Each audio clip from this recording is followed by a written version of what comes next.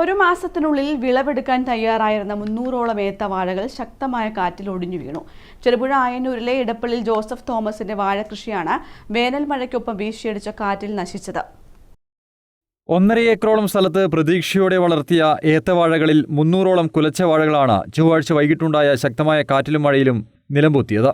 ഒരു മാസത്തിനുള്ളിൽ വിളവെടുപ്പിന് തയ്യാറാകുന്നവയായിരുന്നു ഈ വാഴകൾ. വിപണിയിൽ നല്ല വില ലഭിക്കുമെന്ന പ്രതീക്ഷയിൽ കാത്തിരുന്ന കർഷകനാണ് ഇപ്പോൾ കണ്ണീരോടെ നാശനഷ്ടങ്ങൾ എണ്ണുന്നത്. ഒരു മാസത്തിനകം വെട്ടാൻ പറ്റുന്ന വാഴകളായിരുന്നു. നല്ല പ്രതീക്ഷയോടെയായിരുന്നു കൃഷി ചെയ്തത്. പക്ഷേ കാറ്റിലെല്ലാം ഒടിഞ്ഞു വീണു. വലിയ നഷ്ടമാണ് ഉണ്ടായതെന്ന് ജോസഫ്. കഴിഞ്ഞ ഏപ്രിൽ മാസത്തിൽ 800 വാഴ വെച്ചതാണ്. കൊലയ്ക്കാൻ താമസിച്ചു. ഈ ഒരു മാസമായിട്ട് 50 കൊലയാണ് ഇതിന് കൊത്താൻ കിട്ടിയിട്ടുള്ളത്. ഒരു 450ഓളം പൊടിഞ്ഞു കിടപ്പുണ്ട്. ബാക്കി ഇനി എന്താ സംഭവിക്കാന്നൊരു പിടിയില്ല.